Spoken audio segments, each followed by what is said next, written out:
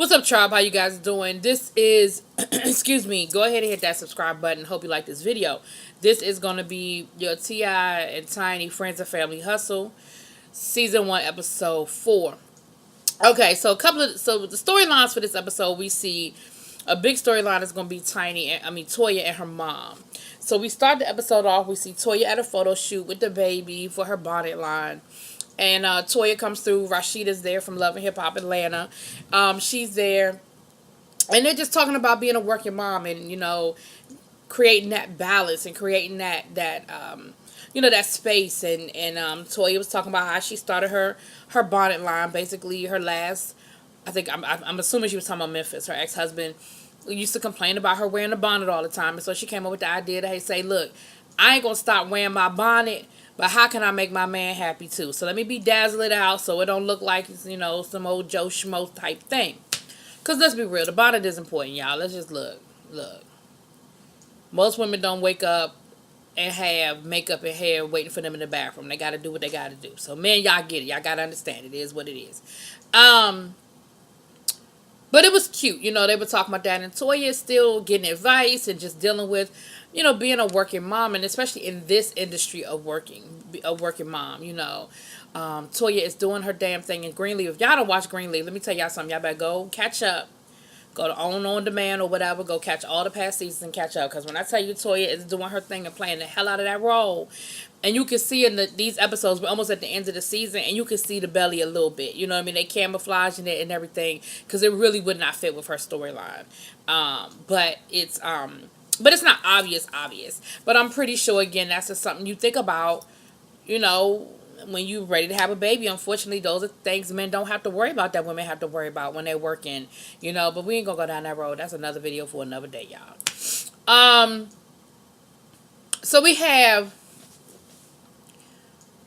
Then we see Monica.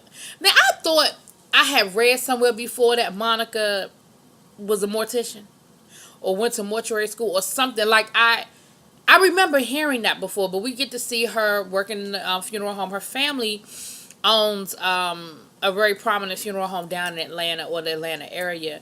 And so she works with them. She said, it's just something else I do. It's part of my family, and I have an eye. Like, they were just saying that I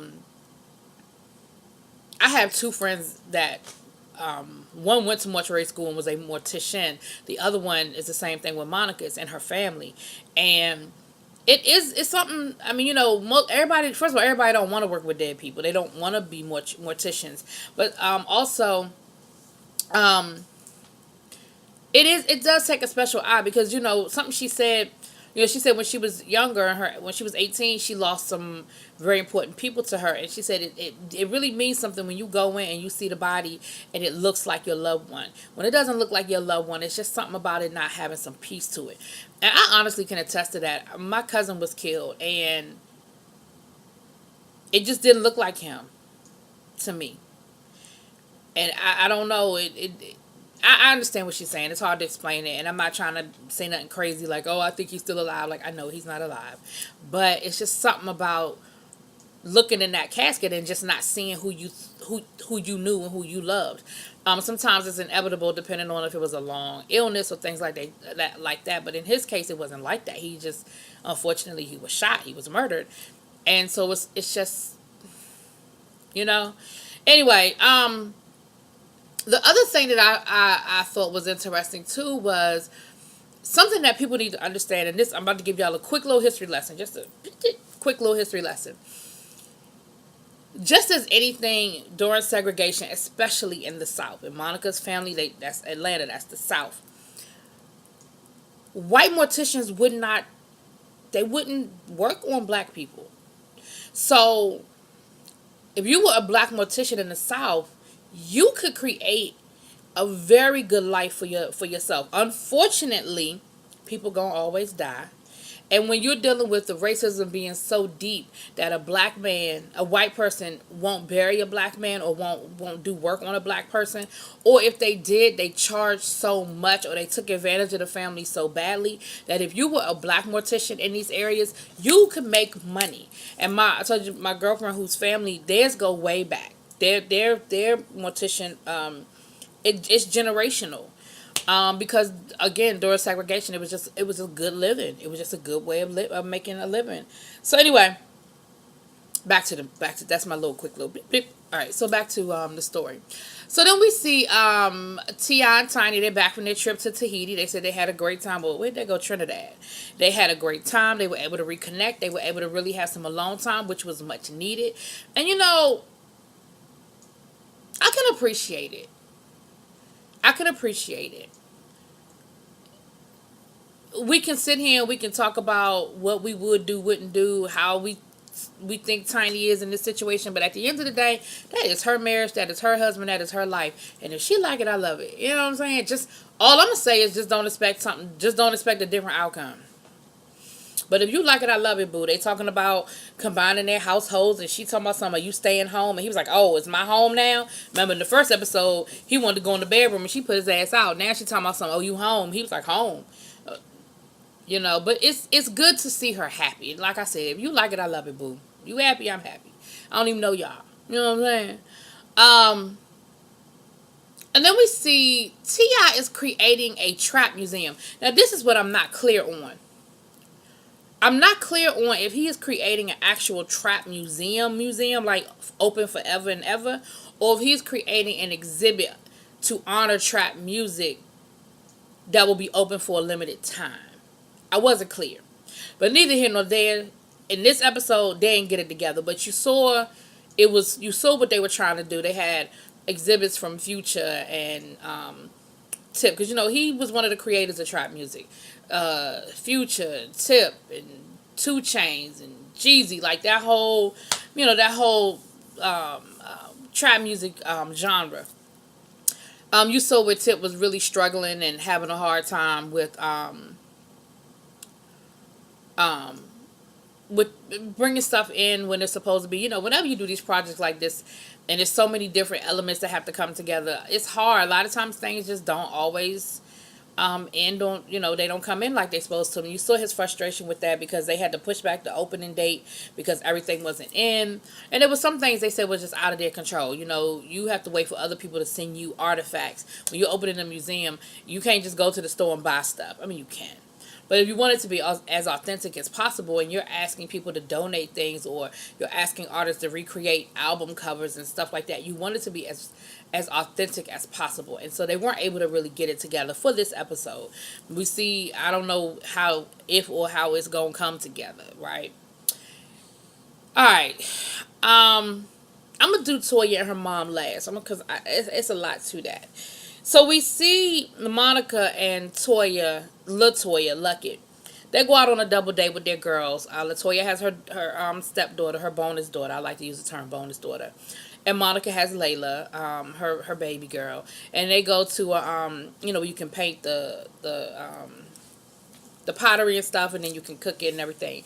And they were having a good conversation. And again, LaToya is just getting some advice, and they were talking about parenting and their relationship. Oh, that was the other thing. When Monica was at the mortuary, she was talking about her relationship with her dad, and she was just saying how she was a daddy's girl when they were younger, but when the parents went through the divorce, some things just fell apart, and her and her dad really struggled in her teenage years. And she said, but it helped me with my music. You know what I mean? Like, the struggle helped with the music, but at the end of the day, after I had Layla, her dad got sick, and she said, thinking about losing my dad, like, I'm just, it just puts things in perspective. And we've all been there. You think you're mad, you hate somebody, you'll never want to speak to them again, and then something happens where you could potentially lose them, and it just really puts it all in perspective. And then we find out that Toya's mom is her manager, which it's always hard.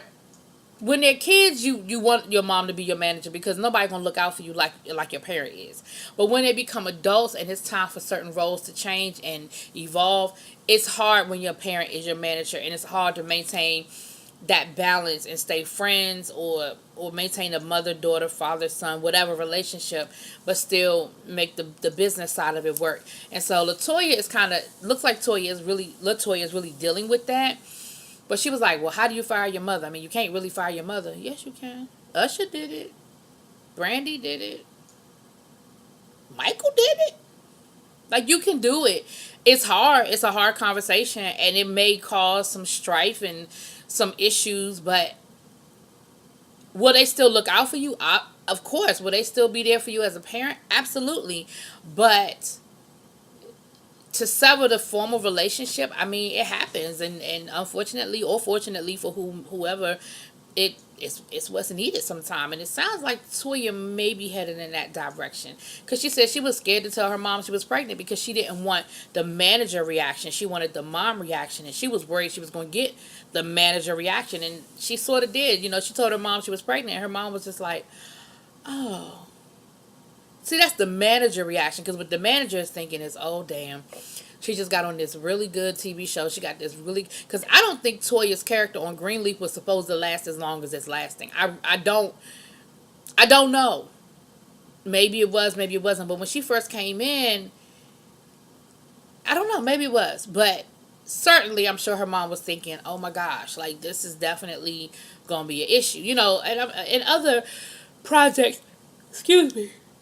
Other project that I'm sure Toya has been working on has her hand, LaToya, I keep saying, LaToya, has her hand in different pots or whatever. But with that being said, at the end of the day, it's still your mom. Your mom is your mom. So, she's dealing with that. But it was, again, Monica's giving her some good insight and giving her some good conversation and, again, talking about those relationships. But I think we're going to, somewhere in this episode, in this season, I think we're going to see Monica dealing with her dad. Like, we're going to see her dad and see them maybe come to have a conversation or something. All right. So the Tiny's piece on this, other than her and T.I. getting back together, what have you, we have the So Def 25th anniversary, and let me tell y'all the saddest thing about this whole So Def 25th anniversary piece. You see how it's being hyped up on growing up hip hop. You see how it's being hyped up on this show, and it didn't even happen. The tour didn't happen. Now they did still have a 25th anniversary show in Atlanta, and I think they did a few other dates, but they didn't do the tour for whatever reason. And I can't believe it was ticket sales, because I can't imagine that if they picked the right venue, notice I said pick the right venue, that they couldn't have created a good show and made some money and did a good tour. I remember a few years back, I went to the Bad Boy reunion tour.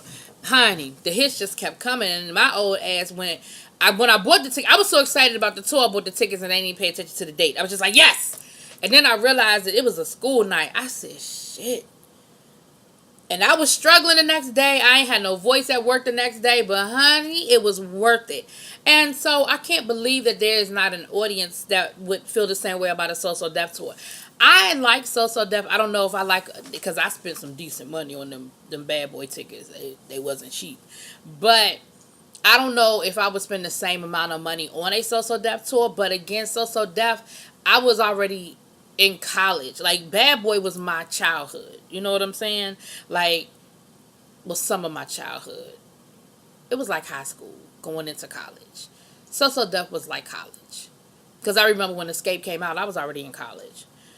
Certainly Bow Wow. Like, not my genre at all. You know what I mean? But I'm sure that there are people who that is there. The lean with it, the lean with it, rock with it. Like, all of the acts on So Def, I like them and I appreciate their music. But I know that there are people who were maybe 3 or 4 years behind me. That's their Bad Boy, right? So, anyway. But the whole thing was trying to get Candy to go on the tour. And Candy, let me tell y'all something about Candy. Candy make me sick. I love Candy. And sometimes I feel like Candy just finds shit to complain about when it comes to Escape. Because she's still processing. I think she wants to be over everything that happened in the past, and I think she wants to move forward. She did the tour. They did that whole thing last year, and I thought that was great. But the problem I feel is, how you forgive somebody or you want to forgive somebody, but then every little thing they do, you looking for the double meaning behind it. It's like, I want to forgive you for cheating on me, but you said you're going to go get milk from at 10 o'clock at night. We don't need no milk. You stay your ass right here. We don't need no cereal. Because in your mind, you want to forgive them for cheating on you. But in your mind, everything they do, you questioning now. Before the infidelity, they could have went and got milk at 3 o'clock in the morning. You probably would have rolled over and went back to sleep like this. This motherfucker wants some Frosted Flakes, whatever. But now it's like a double meaning for everything. And I think that's what it is for Candy. Because Candy started talking about when they went on that tour last year, how everything was proportionate. How her and Tamika got the smaller room. Her and Tamika didn't get the right food. They didn't get the same food. And Toya and the other one, I can't think of her name, but y'all know who I'm talking about. Tiny and the other one got everything.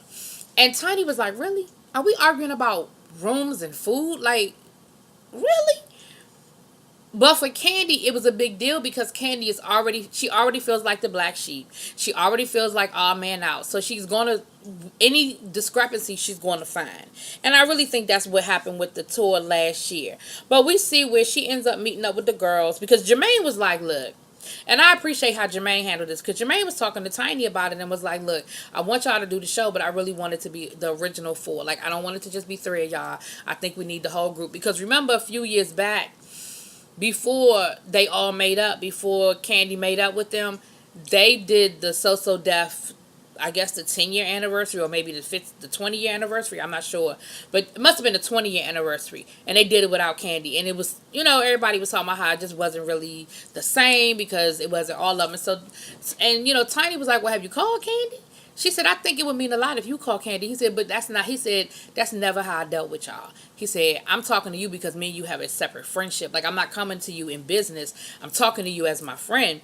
And I'm just telling you how I feel. He said, I DJ'd at your wedding. Like me, we're friends. We're a different level. He said, but whenever I dealt with Escape as a group, I always came, I always wanted came to y'all as a group. I never did the one-on-one thing because I didn't want no problems. Now, I don't know if that's true because there seemed to be some situations when they were younger, but I can appreciate that now. Maybe he learned from his mistakes and said, from now on, I'm not doing that. I'm going to come to you. I'm going to come to you. I'm going to come to you. I'm going to come to all of y'all at the same time, and y'all tell me what y'all going to do. He said, but honestly, I really am not interested in doing it unless it's going to be the 4 of y'all. So we see where they get together later on. The 4 of them come together and they talk. And, Candy was like, of course I'm going to do it. I just want to make sure y'all understand how I felt. And what I liked, though, was it wasn't just Candy. Tamika said the same thing. Tamika was like, yeah, we was like the stepchild and y'all was getting everything. Y'all had the room with the grand piano in it. And Tiny was like, look, I don't know how that kept happening. She said, but it's not a big deal. And Candy was like, it's not a big deal to you because you were the one getting it. Which again, when you're the person receiving the good treatment, you don't always see that everybody's not getting the same treatment that you're getting. And so I feel like Candy was being a little bit whiny. I think part of it was for the storyline for the show, but I think that also there's there's a valid part to it to say, look, I don't have no problem doing this. I just want to make sure we get that everything is everything, But of course, we know that they had the show a few weeks back, and we know that Candy did it, and it was great, and they shut the shit down, from what I hear.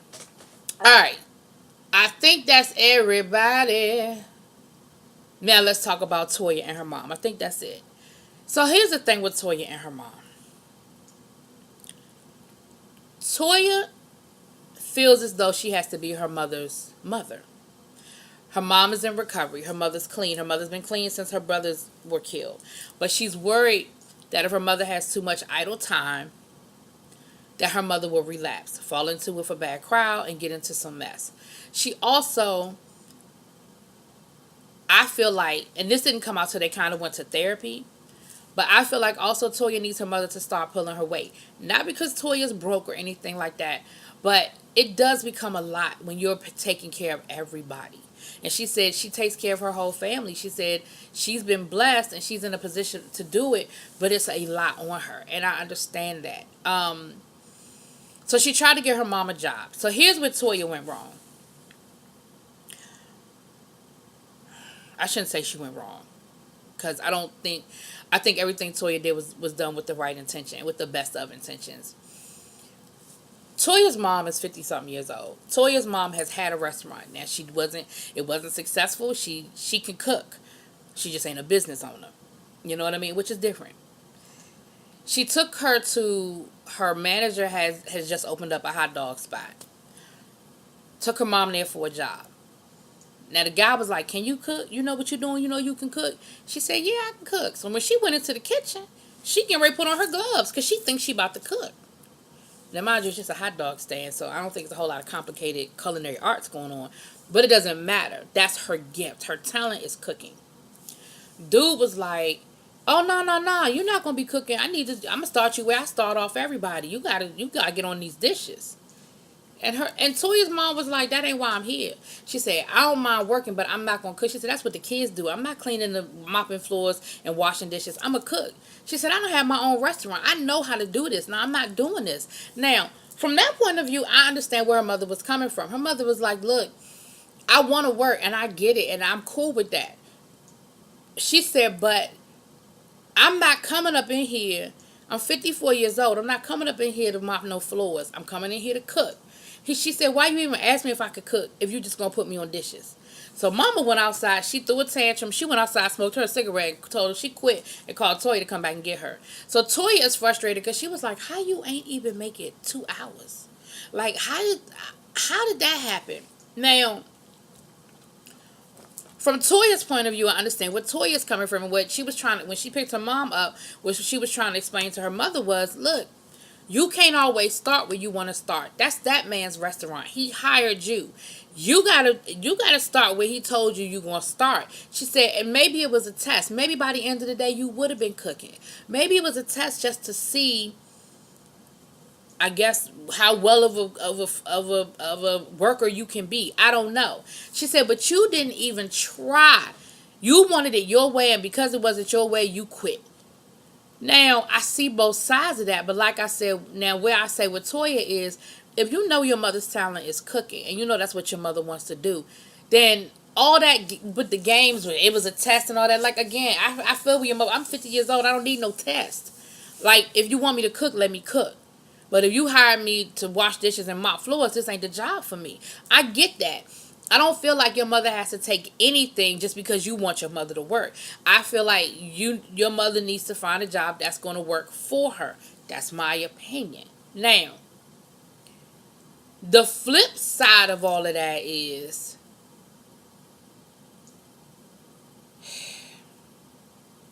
I get your fear.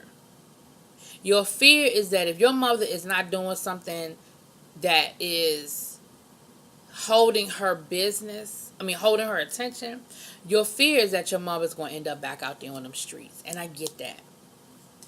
But let's treat your mother like any other 54-year-old. Would you have done that to any other 54-year-old?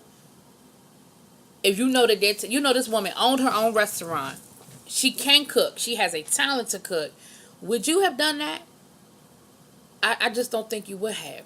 So from that point of view, I see where her mother was coming from. Now, when they went to therapy, though, that's when Toya brought up the whole stress of taking care of the whole family and how she's like, I'm not rich. I'm comfortable. I'm good. People see that I have these best-selling books and I have this business and I live a certain lifestyle, and they think that it's just unlimited, but it's not.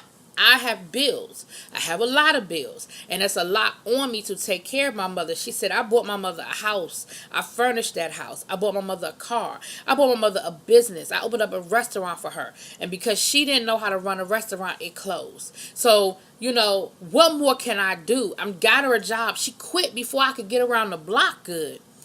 So now we see where some of the real frustration is coming in, on top of the whole worried about her relapsing piece of it.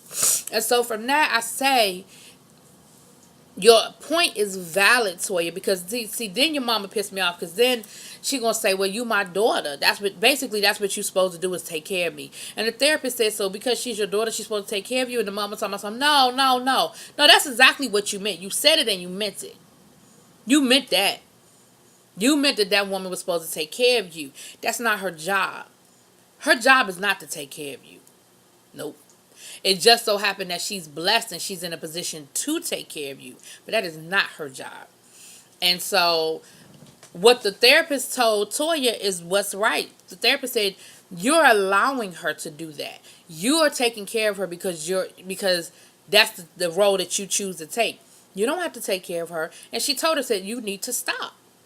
You need to stop. You need to step back. And yes, it's your family. And yes, it's hard because we never want to see our family fail. But sometimes they have to know that the safety net is gone. And I bet you they'll get it together.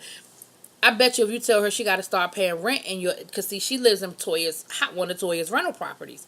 I bet you if you start telling her she got to pay rent, she'll go back and mop them damn floors. You see what I'm saying? But she knew she had options, and if she didn't want to do it, she didn't have to do it, because she knew come next month them bills was gonna be paid.